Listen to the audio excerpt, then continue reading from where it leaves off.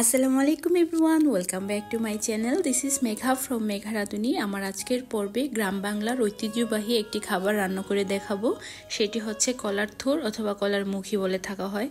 So এই কলার থুরটিকে খুব ভালো করে আমি পরিষ্কার করে নিয়েছি, মূলত বেছে নিয়ে খুব ভালো করে আমি পানি দিয়ে ধুয়ে দেন এখন এটাকে সিদ্ধ করে নিব। তো সিদ্ধ করার জন্য পাত্রে পানি বসিয়ে দিয়েছি। পানি দিয়ে আমি লবণ দিয়ে এই থুরটাকে সিদ্ধ করে নিতে হবে।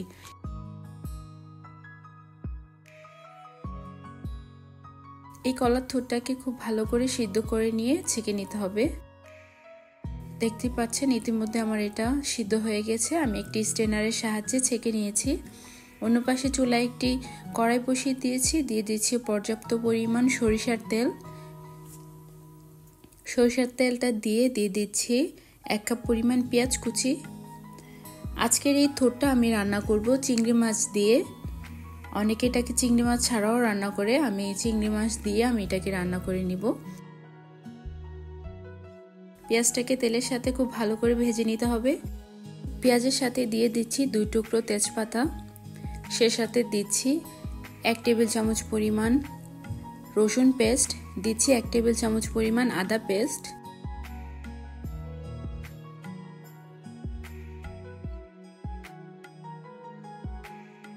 চার 5টা কাঁচামরিচ কেটে নিয়েছি মাঝখান থেকে। তো এটাই দিয়ে দিচ্ছি। কাঁচামরিচটা দিয়ে সে সাথে দিচ্ছি সরিষা বাটা 2 টেবিল চামচ পরিমাণ, দিচ্ছি হলুদ গুঁড়া 1 চা চামচ পরিমাণ, মরিচ গুঁড়া দিচ্ছি 1 টেবিল চামচ পরিমাণ, সে সাথে দিচ্ছি জিরা এবং ধনিয়া 1 চা চামচ পরিমাণ, স্বাদ মতো লবণ দিয়ে দিচ্ছি। পর্যাপ্ত পরিমাণ পানি দিয়ে মশলাটাকে কষিয়ে নিব।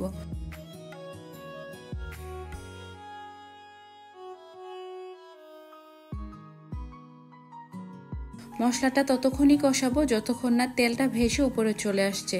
যখন মশলাটা পুরোপুরি কষা হয়ে যাবে এই পর্যায়ে আমি চিংড়ি মাছ দিয়ে দিচ্ছি। আজকে আমি ছোট চিংড়ি মাছ দিয়ে এই কলার থুরটাকে রান্না করে নিব। চিংড়ি মাছটা দিয়ে খুব ভালো করে কষিয়ে নিতে হবে যতক্ষণ না কালারটা লাল হয়ে আসছে। দেখতেই পাচ্ছেন চিংড়ি মাছটা খুব ভালো করে কষিয়ে নিয়েছি। এই পর্যায়ে আমি সিদ্ধ করে রাখা থোরটাকে ভালো করে আগে থেকেই বেটে নিয়েছিলাম। তো ওই বেটে রাখা থোরটা আমি দিয়ে দিচ্ছি। আপনারা চাইলে কিন্তু এই থোরটাকে ব্লেন্ডারও করে নিতে পারেন। সো আমি দিয়ে ভালো করে কষিয়ে নিব। মশলাটার সাথে থোরটাকে ভালো করে কষিয়ে নিতে হবে। চুলার আঁচটা কমিয়ে দিয়ে ঢাকনা দিয়ে ঢেকে এটাকে রান্না করে নিতে হবে। 10 মিনিটের মতন রান্না হয়ে গেলে এই পর্যায়ে পানি অ্যাড করে দিতে হবে। পানি দিয়ে খুব ভালো করে আবার আমি রান্না করে নিব। চিংড়ি মাছ দিয়ে এইভাবে থোর রান্না করে বাসায় একবার হলেও ট্রাই করবেন। এটা খেতে কিন্তু অসম্ভব মজা। আর এই খাবারটা কিন্তু আমার শ্বশুরের অনেক পছন্দের একটি খাবার, তাই রান্না করলাম।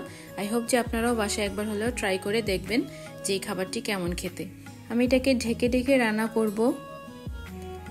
আর ততক্ষণই রান্না করব যতক্ষণ না এটা ভাজা ভাজা হচ্ছে। খুব সুন্দর করে আমি ভেজে নিচ্ছি এটাকে। দেখতেই পাচ্ছেন ইতিমধ্যে আমার থোরটা রান্না হয়ে গেছে। আই হোপ যে আমার আজকের এই রেসিপিটি আপনাদের কাছে ভালো লেগেছে। যদি ভালো লেগে থাকে অবশ্যই আমার চ্যানেলটিকে সাবস্ক্রাইব করে সাথে বেল আইকনটিতে ক্লিক করে দিবেন। দেখা হচ্ছে নতুন পর্বে। সবাই ভালো থাকবেন, সুস্থ থাকবেন এবং আমার পরিবারের জন্য দোয়া করবেন। আল্লাহ হাফেজ।